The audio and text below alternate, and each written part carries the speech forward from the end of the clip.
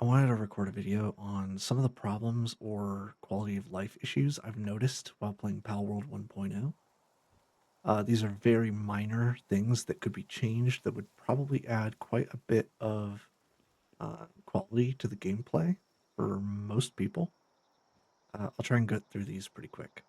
Nested crafting is a necessity in this game. So, what I mean by nested crafting is if we compare Palworld's crafting menu to something like Guild Wars 2. I know that most of you are unfamiliar with this, but you're going to know exactly what I'm talking about here.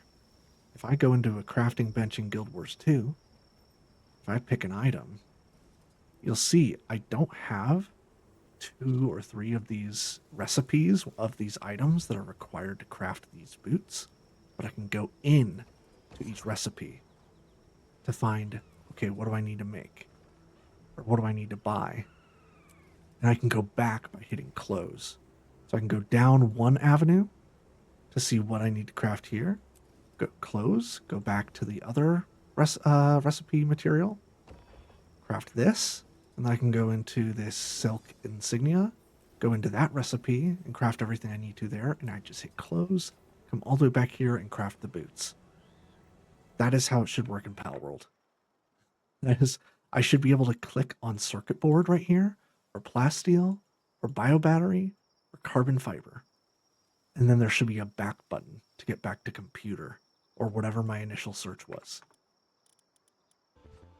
Something else I wanted to bring up is that we could also add crafting similar to what's in Factorio. So if I enter Factorio, one of the things that we can do is if I don't have the immediate components to craft an item, the game will craft the requirements for me.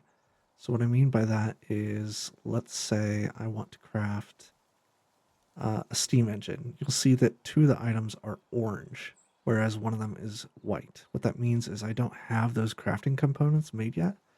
What I can do is I can click one, and you'll see in the bottom left here, it is crafting the gears and the pipes I need to be able to craft the steam engine.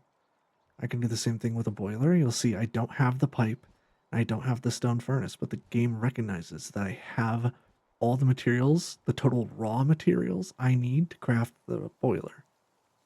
So, if I click boiler, it's going to craft the pipes and the furnace and then the boiler.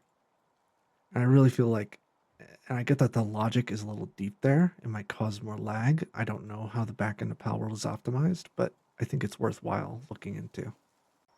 If I'm in my ancient workbench, let's say I want to craft a weapon. So I look at all these. I say, okay, you know what? I just want night glow. And so I can see all of my night glow. Now, what happens here is I'm in my workbench. If I go back over here, if I want to now craft something in the ancient furnace, you'll notice night glow has stuck around in this search bar when all I can craft are ingots. So why is night glow even staying when it's not even a possibility in this different menu? The last thing I wanted to bring up is expeditions. When we go into the expedition menu, there's one thing in particular that is very obnoxious. So when I hit auto assign, every single pal listed here loses its nickname. What that means is if I've labeled a Bastgor a raid Bastgor, I have no idea which of these is the raid Bastgor and which one is meant for expeditions.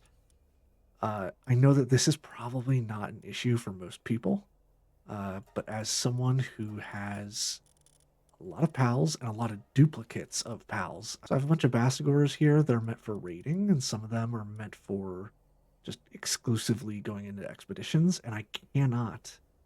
If I were to name one of these, Raid Bast 1.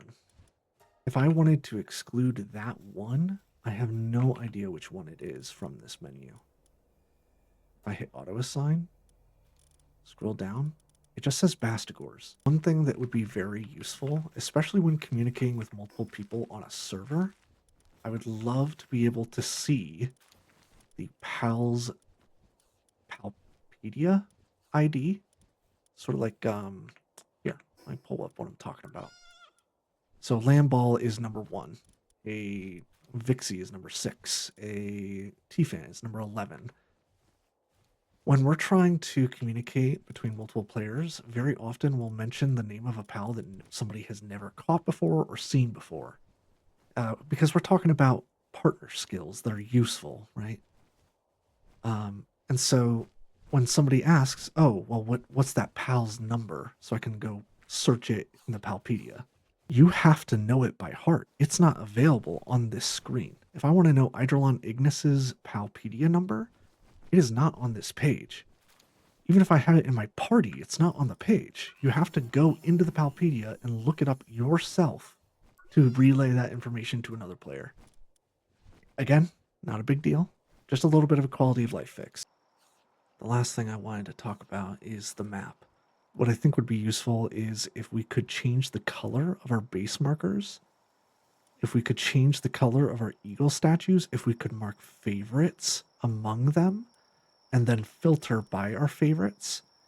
If we could mark our favorite bosses or bounties, or maybe even mark a route around an area for resource gathering. Again, there's so much optimization left on the table when it comes to the map. The game has been so much fun. I've spent, I think, over 100 hours in the week and a half that it's been out in 1.0. Uh, I don't have many complaints at all. These are just a couple things I thought of that would be helpful. So, thank you.